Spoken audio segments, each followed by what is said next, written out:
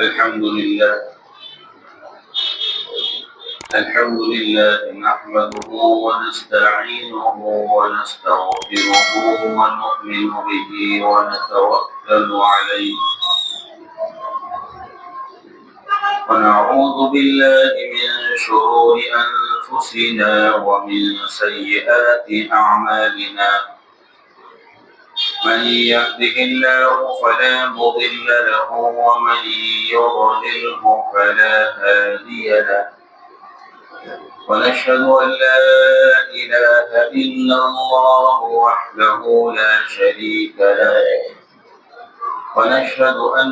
سيدنا ومولانا محمدا عبده ورسوله أما بعد فأعوذ بالله من الشيطان الرجيم بسم الله الرحمن الرحيم يا أيها الذين آمنوا كتب عليكم الصيام كما كتب على الذين من قبلكم لعلكم تتقون صدق الله العظيم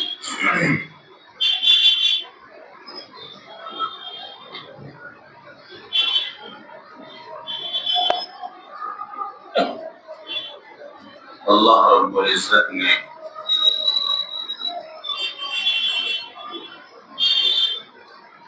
دنیا میں انسان کو بھیج کر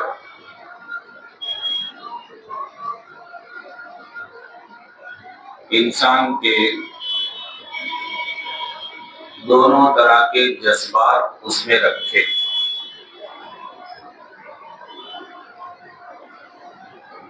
انسان کے اندر نیکی کا جذبہ، نیکی کا مادہ بھی رکھا، اور انسان میں برائی کا جذبہ، برائی کا مادہ بھی رکھا۔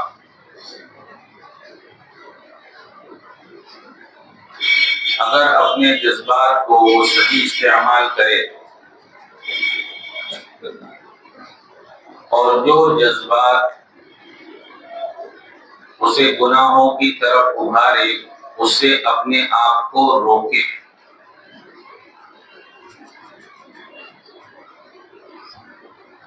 تبھی جا کر اللہ رب العزت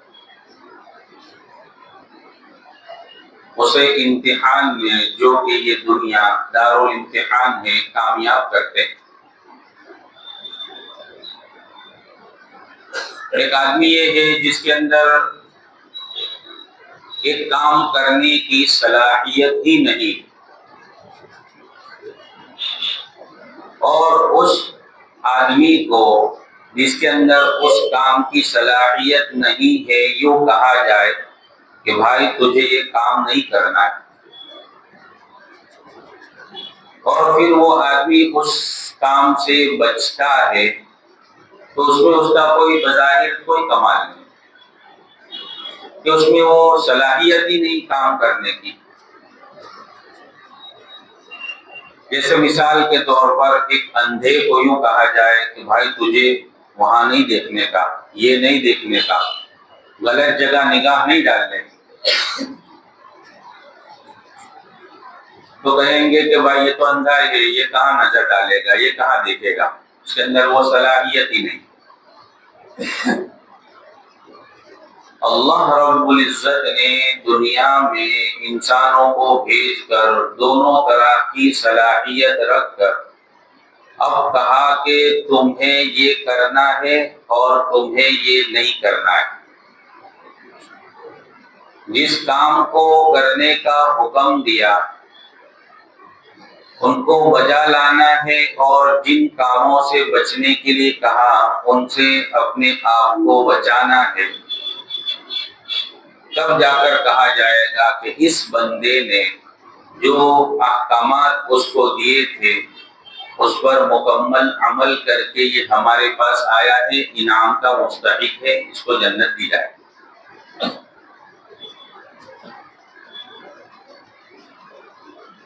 اللہ رب العزت بندوں سے بڑا پیار کرتا ہے، بڑی محبت کرتا ہے۔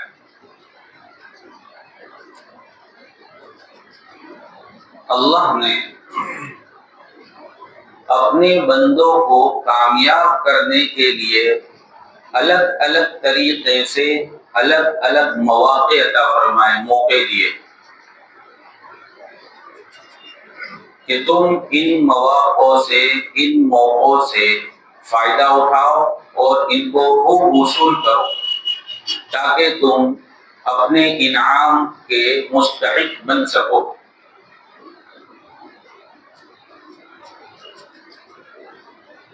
ان مواقع میں ایک موقع رمضان المبارک کا ہے جو بہترین موقع اللہ کا قرب حاصل کرنے کا، اللہ کی معرفت حاصل کرنے کا، اللہ سے اپنا تعلق مضبوط کرنے کا ایک بہترین موقع وہ رمضان المبارک۔ اللہ رب العزت ارشاد فرماتے ہیں، اے ایمان والو، یا ایھا الذین آمنوا، اللہ نے بڑا پیارا خطاب فرمایا، اے وہ لوگوں جو مجھ پر ایمان رکھتے ہو، اے وہ لوگوں جو مجھ پر یقین رکھتے ہو، اے وہ لوگوں جو میرا کلمہ پڑھتے ہو، تم سن لو، اپنے کان کھول لو۔ یا ایھا الذین آمنوا کتب علیکم الصیام، تم پر روزے فرض فرمائے ہیں، کما کتب علی الذین من قبلکم، جیسا کہ تم سے پہلے والے لوگوں پر ہم نے روزے فرض کیے تھے، لعلکم تتقون،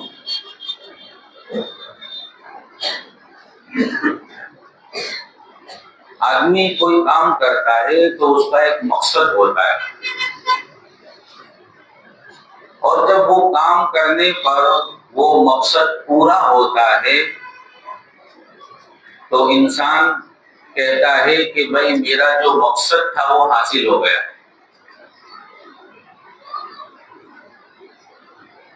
مثال کے طور پر ایک آدمی کو بھوک لگی ہے اور اس کو کھانا دیا جائے، اب وہ کھانا کھائے گا تو کھانے کا مقصد یہ ہے کہ اس کی بھوک ختم ہو جاوے، اس کا پیٹ بھرے۔ ایک آدمی کو پیاس لگی ہے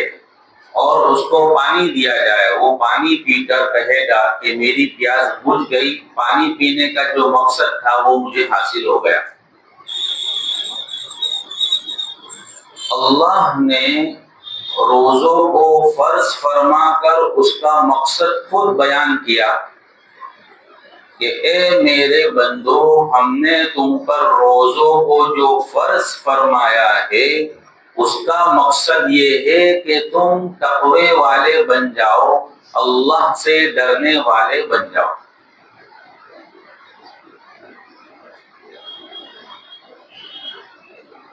کیا وجہ ہے؟ اس کا ریزن کیا ہے؟ برسوں سے روزہ رکھ رہے ہیں لیکن جو مقصد حاصل ہونا چاہیے وہ نہیں ہو رہا ہے۔ کبھی ہم نے روزے رکھنے کے بعد اپنے آپ کا جائزہ لیا، اپنے آپ کا محاسبہ کیا کہ روزوں کا مقصد اللہ نے جو بیان کیا ہے لعلکم تتقون، تاکہ تم تقوی والے بن جاؤ، تاکہ تم اللہ سے ڈرنے والے بن جاؤ، تو وہ مقصد مجھے کس درجے حاصل ہوا، اپنے آپ کا محاسبہ کیا۔ اللہ فرما رہے ہیں کہ روزے کا مقصد تقوی کا حصول ہے، یعنی پکی بات، اس میں کوئی شک و شبہ کی بات ہی نہیں کہ ہو سکتا ہے کہ تقوی حاصل ہو اور ہو سکتا ہے کہ نہیں حاصل ہو، اس بات میں کوئی شک ہے ہی نہیں، لیکن پھر بھی وہ تقوی حاصل ہونا چاہیے، وہ نہیں ہوتا ہے تو اس کا کوئی ریزن ہے، اس کی کوئی وجہ ہے۔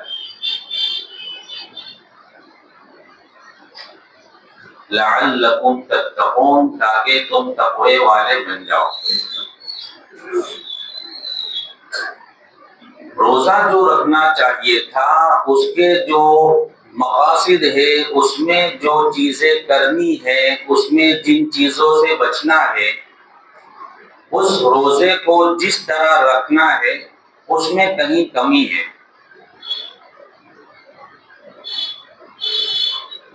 روزے کو جیسے عربی میں صوم کہتے ہیں، صوم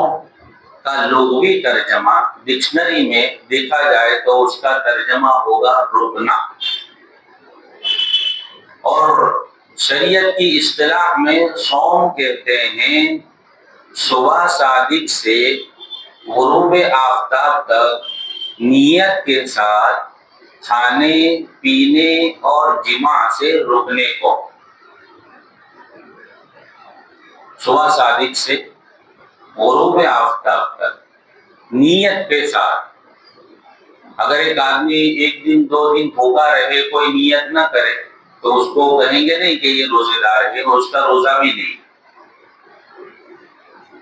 نیت کرنا ضروری۔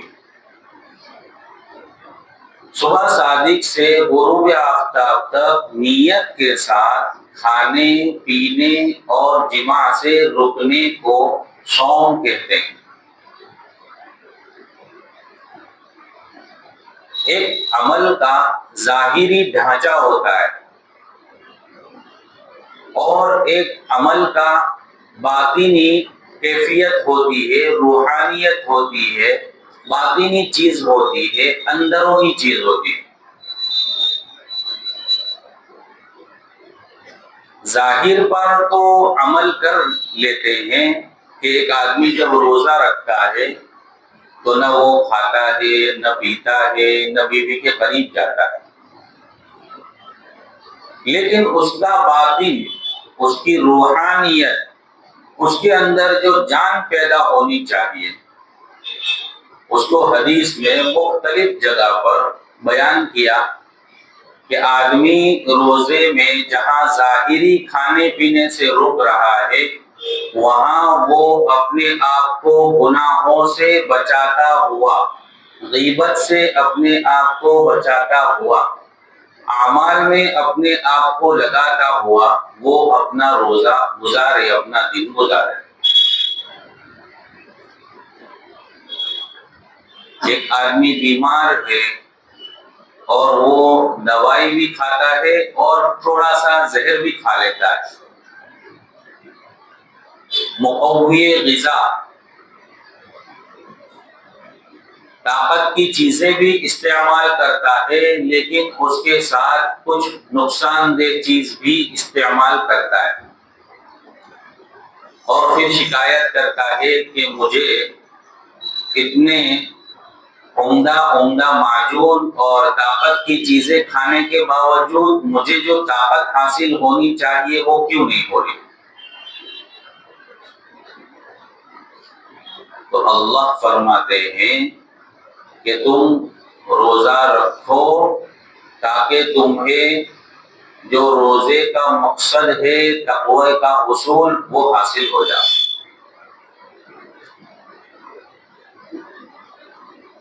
تو ہمارے لیے ضروری ہے کہ ہم ظاہری روزہ بھی رکھیں اور باطنی روزہ بھی رکھیں۔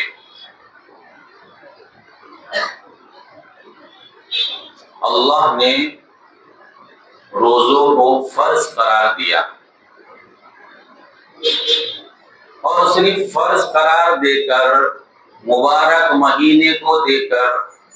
صرف حکم نہیں دے دیا کہ تم یہ کرو، بلکہ اس کی فضیلتیں بیان فرمائی۔ حالانکہ اللہ تو مالک الملک ہے، خالق ہے، ہمارا رب ہے، وہ اگر صرف فرض کہہ دیتا اور کوئی فضیلت بیان نہیں ہوتی تب بھی بندے کے لیے کوئی یہ حق نہیں تھا کہ وہ کہتا کہ اللہ ہم یہ روزہ رکھیں گے تو کیا فائدہ ہوگا؟ تو بندہ ہے، تیرے لیے حکم یہ ہے، بس کرنا ہے، کرنا ہے۔ لیکن اس کے باوجود اللہ نے ہم جیسے کمزوروں کے لیے فضیلتیں بیان فرمائی۔ آقا صلی اللہ علیہ وسلم کی مبارک زبان سے اس کی فضیلتیں بیان فرمائی تاکہ بندہ فضیلتوں کو سن کر اس کے دل میں عمل کا جذبہ ہو، اور اس عمل کے جذبے کے پیدا ہونے پر وہ عمل کے لیے تیار ہو جائے۔ بہت سی فضیلتیں احادیث میں آئی ہے، اور بہت سی فضیلتیں ہم سن بھی چکے، بار بار روزے کے اوپر، رمضان کے اوپر بیانات سنتے ہیں، اس کی فضیلتیں ہم سنتے ہی رہتے ہیں۔ ذہن میں یہ بات رہنی چاہیے کہ یہ موقع اللہ نے ہمیں زندگی میں دیا ہے، بڑا قیمتی موقع ہے، اس کو خوب وصول کریں۔ اس سے پہلے والے رمضان میں کئی ساتھی ہمارے، کئی دوست، کئی تعلق والے ہمارے ساتھ یہاں بیٹھے تھے، آج وہ نہیں ہے، اور نہ معلوم آئندہ کبھی ایسا موقع ملے کہ ہم رمضان میں ہم موجود ہو۔ آدمی چلتا پھرتا چلا جاتا ہے۔ پہلے تو سنتے رہتے تھے کہ ایک آدمی بیمار ہوتا ہے، دوائی کرتا ہے، پھر اس کو ٹھیک نہیں ہوتا ہے، اور پھر اس کا انتقال ہوتا ہے۔ لیکن اب ہم خود اپنی آنکھوں سے کئی واقعات اس طرح دیکھتے ہیں، ایک آدمی تندرست ہے، بالکل صحیح سالم ہے، کوئی بیماری بھی نہیں ہے، لوگ یوں کہتے ہیں کہ ناخن میں بھی روگ نہیں تھا، اور چلتا ہوا چلا گیا۔ تو اللہ کی طرف سے یہ مبارک مہینے کا ملنا، یہ بھی ایک اللہ کی بہت بڑی نعمت ہے، اس نعمت کی قدر کی جائے۔ جبکہ اللہ رب العزت اس مہینے میں اعمال کا بھاؤ بھی بڑھا دیتے۔ عام مہینوں میں ایک آدمی عمل کرتا ہے، اس پر جو ثواب ملتا ہے، اس مہینے میں اس ثواب کے بہت زیادہ درجے آگے بڑھ جاتے ہیں۔ ایک فرض ادا کرو 70 فرض کے برابر ثواب، ایک نفل ادا کرو فرض کے برابر ثواب۔ مولانا احمد اللہ صاحب رحمۃ اللہ علیہ فرمایا کرتے تھے کہ آدمی جو ہے وہ لالچی، اس کو کچھ لالچ دو تو وہ اس کو کرنے کے لیے تیار ہوتا ہے کہ اچھا یہ، اور وہ مثال دیتے تھے کہ اگر گورنمنٹ کی طرف سے یہ اعلان ہو جاوے، حکومت کی طرف سے اعلان ہو جاوے کہ اب یہ فلاں دن، مثال کے طور پر 23 تاریخ کو، فروری کی 23 تاریخ کو، اتوار کے دن لوہے کا بھاؤ، لوکھنڈ کا بھاؤ وہ سننے کے برابر ہو جائے گا، لوہا لاؤ اور سننے کا بھاؤ لے جاؤ، صرف ایک دن کے لیے 23 تاریخ کو۔ اب آدمی سوچے گا کہ 2 دن باقی ہے، اب کس طرح گھر میں سے لوہا ڈھونڈ کے تلاش کر کے نکالے گا تاکہ 23 تاریخ کو وہ لوہا، وہ لوکھنڈ جا کر دے اور سونے کا بھاؤ لے لے۔ حضرت فرماتے تھے کہ آدمی اگر نہیں ملے گا تو گھر کے دروازے کی کیواڑ، اس کی شکل، اس کی جالی، وہ ساری چیزیں کھول دے گا کہ آج ایک ہی دن ہے، آج جتنا لوہا گھر میں ہے وہ سب لے جاؤ اور سننے کا بھاؤ لے کر آؤ، پھر بعد میں دیکھی جائے گی دروازہ کس طرح فٹ ہوگا، لیکن آج ایک دن ہے۔ تو اسی طرح رمضان المبارک یہ نیکیوں کے وصول کا وقت ہے، نیکیوں کا بھاؤ بڑھ جاتا ہے، لیکن چونکہ ہمارا یقین کمزور ہے، آخرت کے فضائل سن کر جو چیز ہمارے اندر پیدا ہونی چاہیے وہ نہیں ہو رہی ہے، اس وجہ سے ہم فضیلتیں سنتے ہیں کہ اعمال کا بھاؤ یہ بڑھ گیا، تب بھی جس طرح اعمال کرنے چاہیے اس میں آدمی جوڑتا نہیں۔ رمضان المبارک کا مہینہ بڑا قیمتی مہینہ، یہاں تک کہ صحابہ کرام کے سامنے جب رمضان کی فضیلتیں آئی تو ان کی خواہش یہ ہونے لگی کہ پورا سال رمضان ہو جائے۔ حالانکہ آدمی جانتا ہے رمضان میں روزے رکھنا اور مستقل پورا بھوکا رہنا، لیکن ان کے سامنے آخرت کی ایسی فکر تھی اور ایسے ان کے اندر جذبے تھے کہ ان کی یہ خواہش ہوتی تھی کہ پورا سال رمضان ہو جائے۔ تو رمضان مبارک بالکل قریب ہے، اس کی تیاری یہ ہے کہ ابھی سے ہم اپنے آپ کو اعمال میں لگانے کا عادی بناوے، ابھی سے اپنے آپ کو گناہوں سے بچاتے ہوئے اس کا گویا استقبال کرے اور اس کو خوب وصول کرے۔ اس میں تلاوت ہو، اللہ کا ذکر ہو اور اللہ کے ساتھ اپنا تعلق مضبوط کرنے کی فکر ہو، اپنے آپ کو گناہوں سے بچاتے ہوئے اس مہینے کو وصول کیا جائے۔ اللہ رب العزت مجھے بھی سب کو عمل کی توفیق